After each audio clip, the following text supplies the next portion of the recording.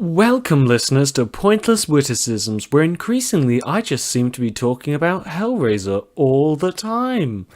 I talk all quaint-like about films and what have you, and this is Hellraiser Inferno, part of the start of the direct-to-DVD era of Hellraiser films, a world of one-off stories where people commit horrible sins and are then punished for it, where murderers and adulterers run foul of a BDSM-themed demon who kills them all for it.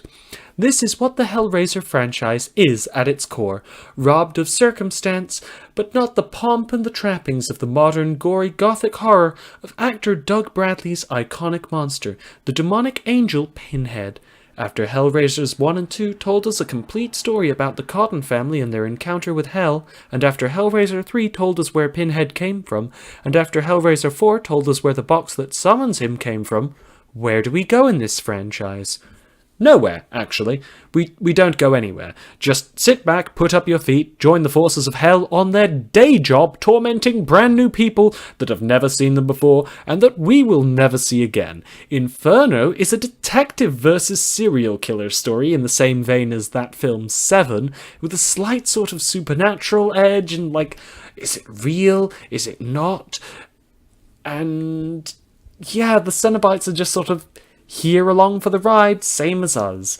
A lot of the subsequent Hellraiser films just sort of have their own sort of crime, drama, evil person becomes punished aesthetic, and that's exactly the sort of thing you'd expect from the sort of short stories and novellas that Hellraiser came from, and that Hellraiser is propagated by, and Hellraiser's fans adore to some extent. I mean, it was entertaining to see the sort of individual dive into sin that was the origin behind Barbie Wilde's interpretation of her character in Hellraiser 2. She played the female Cenobite and she wrote a backstory for her character, and that was entertaining and all, but that's not the sort of thing that any Hellraiser film is ever gonna take up or understand or look into anymore. It seems like all we really got for the whole of the 2000s was individual stories with a sort of, Hellseeker is a little bit different from that mold, but I'll get to that when I get to it.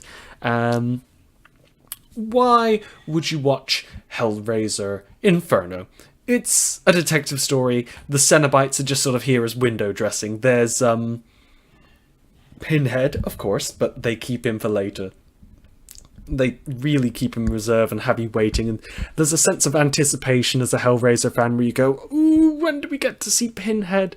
When do we get to see Pinhead? And the answer was all the time in the first couple of films and the last few sequels, and not as much for the next few. Instead, we get a look at the Cenobites in this film, which are a pair of twins with their eyes sewn shut that do creepy erotic things, and a mutilated torso with chattering teeth that's sort of like the Chatterer from the first few Hellraiser films, except he's just a torso in this film and he's naked, which is only the second silliest version of the Chatterer we've seen, because in Hellraiser Bloodlines, I didn't mention it, but I was talking about Hellraiser Bloodlines, but there's a Chatterer that's a dog. It's just a dog with, chattery teeth and stuff. I really don't want to actually spoil this film, and I normally don't talk spoilers about any of the films, but this film actually has a genuine twist, and it was wonderful and delightful to actually have this surprise waiting for me at the end of the film. And this one actually does have a little style and what have you, a few sensual and gory scenes, a few rather dumb ones, and not that I'm, of course, saying anything interesting or new or innovative for a Hellraiser film, and certainly not for an actual detective story. This is nowhere near as good as the usual sort of detective story about this era, and this is we had a few serial killer versus detective stories in the early 2000s. This one isn't anything new. The Cenobites aren't really anyone's favourite. Well, I think there's a few people that like the Wire twins, actually, or that's supposedly the name of the twins in this one. But the twins don't say anything, the Chatterer doesn't say anything, the Cenobites are just sort of here to say nothing and wait, and provide a quiet menace from the sidelines, whereas Pinhead, of course, has to talk really dark and scary about the pain and the suffering, the sweet suffering that goes with the Hellraiser films. Now, thematically, this film is, of course, talking about people being self-destructive, destroying their own innocence, the things they love through their hatred and impulsiveness, and the detective we're following is an absolute scumbag who steals drugs all the time, demands bribes, frames his partner. He's an absolute evil bastard. So, of course, the fact that this film is called Inferno, and that's the name of something where someone is slowly diving into hell, which doesn't really make any sense since Dante was saved from hell and was on more of a whistle-stop tour than a descent into hell and his own fitting punishment. Yeah. There's really not much to see in this film. There's crime scenes where people are off horribly, but that happens off screen, really, and that's a bit of a novelty for a Hellraiser movie because it's normally all about showing us the gore. There's not much I can say about Inferno without saying that there is a creepy twist that makes the entire film work, but it's just a direct-to-DVD Hellraiser sequel. You will only show up to watch this if you're into the Hellraiser franchise, or if it was on telly and you just tuned in. So if you do see that this is randomly on telly and you have no interest in the rest of the franchise, then it's not particularly worth your time. It's got a creepy style to it. There's a few interesting and neat scenes, but there's probably bound to be something better on.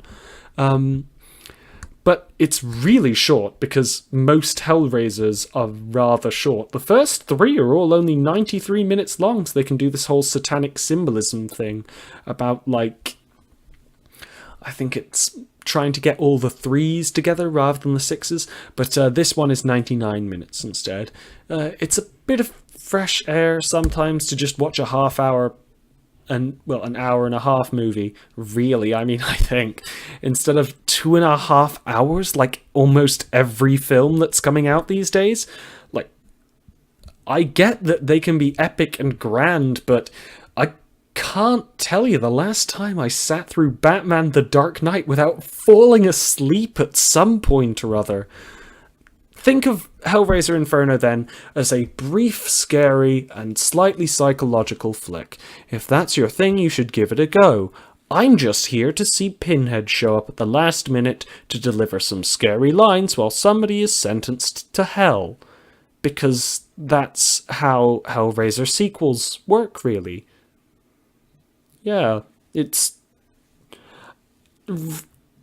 kind of sad that that's the new world order after Hellraiser Inferno.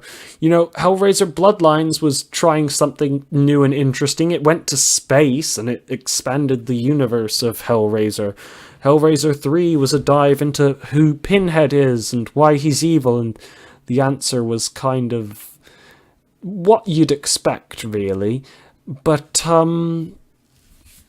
yeah, that's about it.